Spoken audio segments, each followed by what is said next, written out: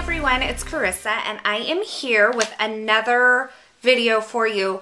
This card is actually going to be a letterpress card. I graduated yesterday from nursing school, yay me!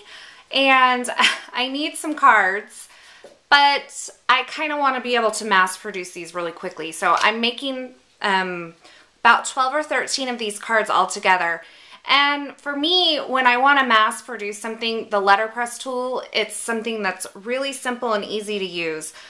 So what I have here is, this is from Lifestyle Crafts, and this is the A2 fold cards. And this one's in cream. I just picked cream today because it's the box I grabbed when I went into my stash, rather than white. So, you know, there was no rhyme or reason to that. But I've gone ahead and they come pre-scored. So what I do is I go ahead and use a bone folder and just really push that down.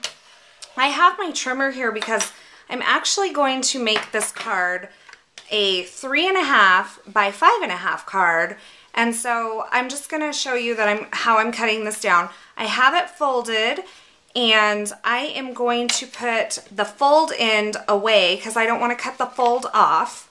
So I'm going to line that up at 3.5 inches, and it's already 5.5 inches this way because that's an A2 size card. It's 5.5 by 4.25.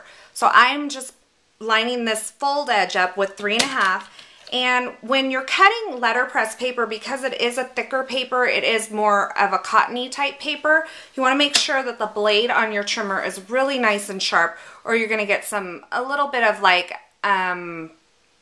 fibery edges. I don't want to say frayed because they're not really frayed. It's just that the paper is so cottony and fibrous itself that if your blade is not sharp, you're going to get not a smooth cut.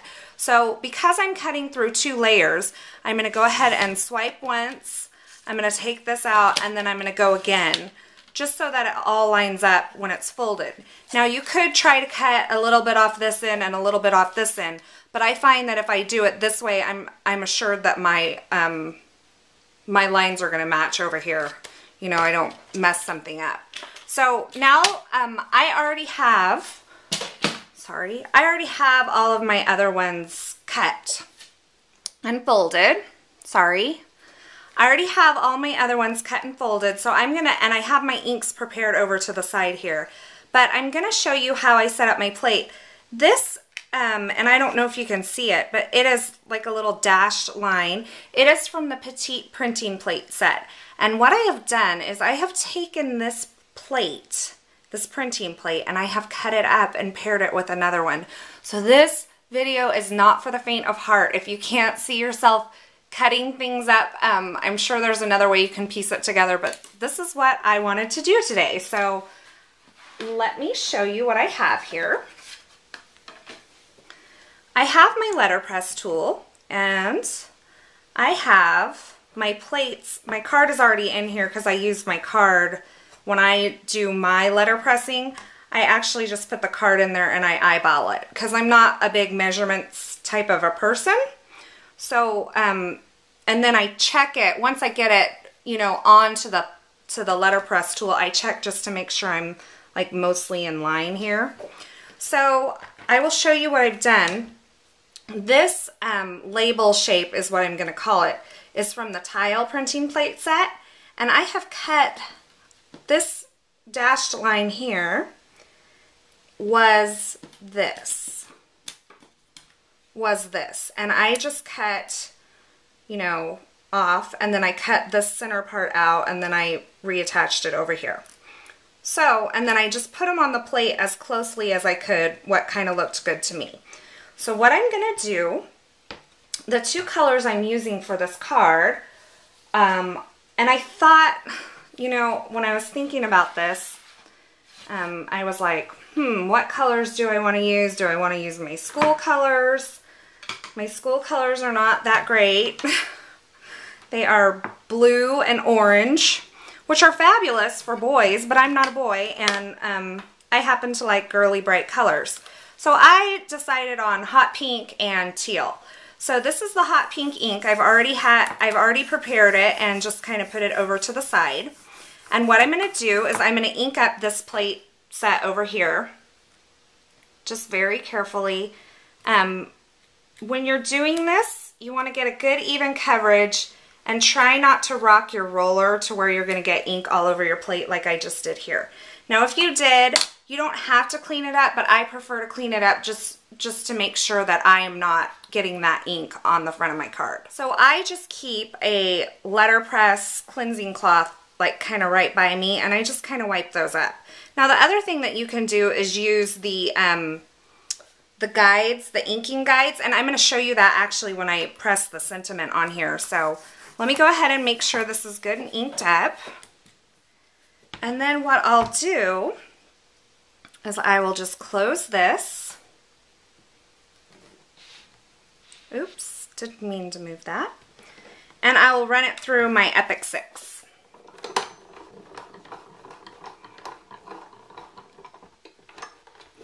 So I can open that up there and you can see my nice letterpressed image in there.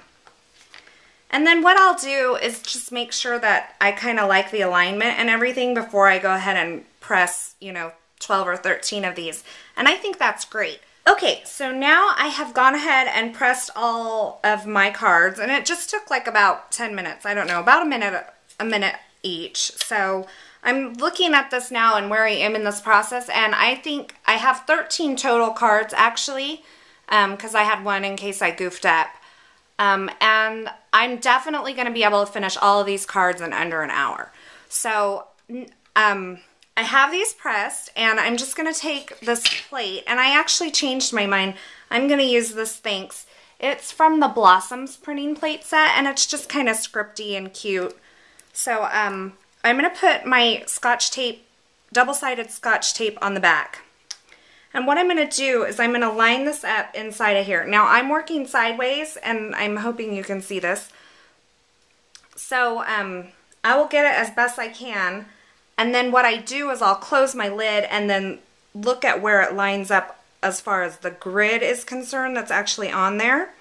And so I'm kind of looking at where it lines up according to these points and those points. And I will just kind of get it where I think it's about right.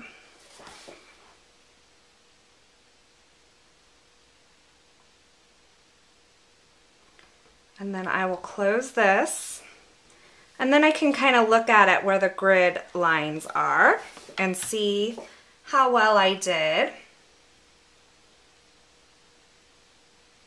It looks pretty good, I think.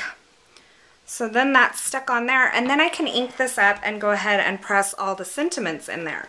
So this is like a two-step letterpress process, but I'm going to be able to use 2 different colors of ink on this as well.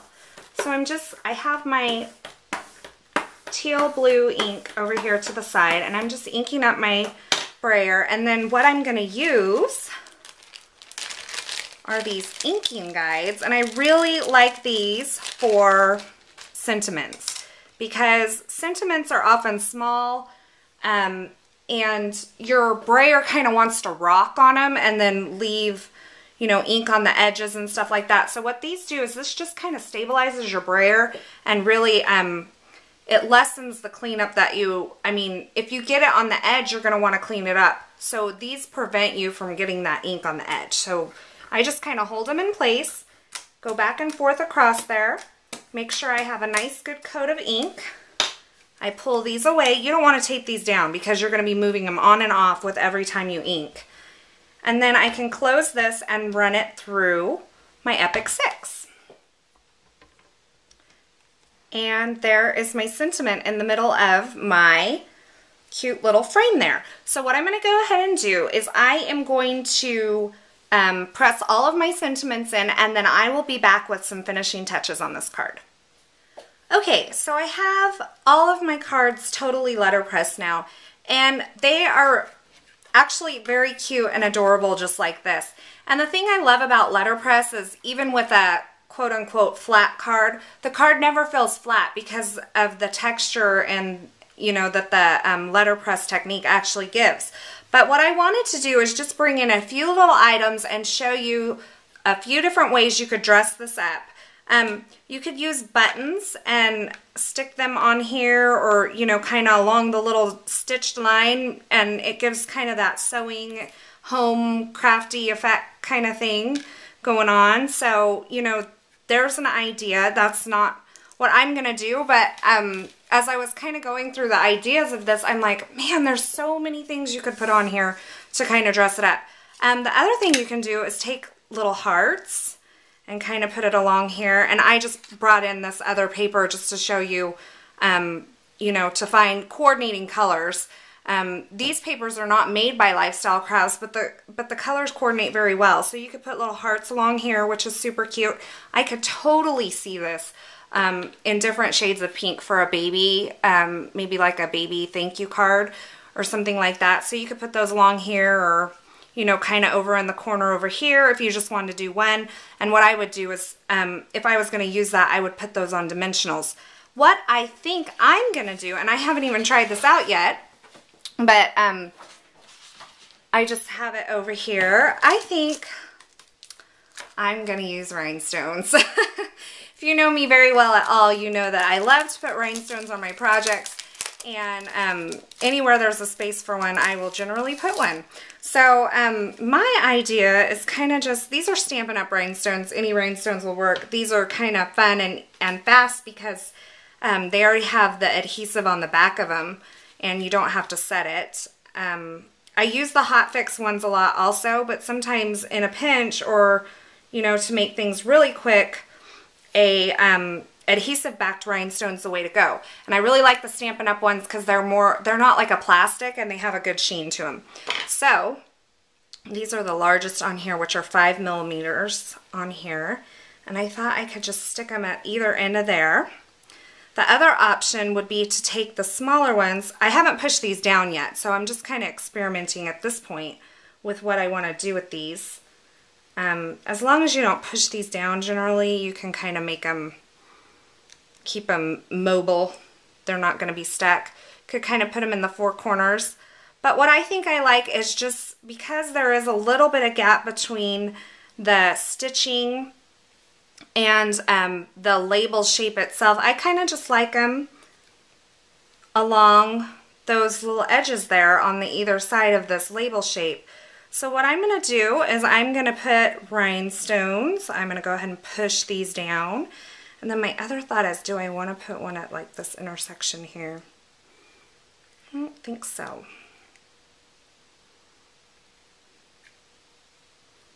But I do like it further over here. Okay, so I'm going to put 3 rhinestones. They say to do everything in 3s. I don't know. On my card, and there I have 13 cards. Literally, even with setting up my camera, preparing my inks and everything, I am not even at an hour of time here, and this is just going to take me a few seconds to put these on. So from start, setup of the camera and everything, I'm still under an hour, and I've made 13 really cute, fun cards.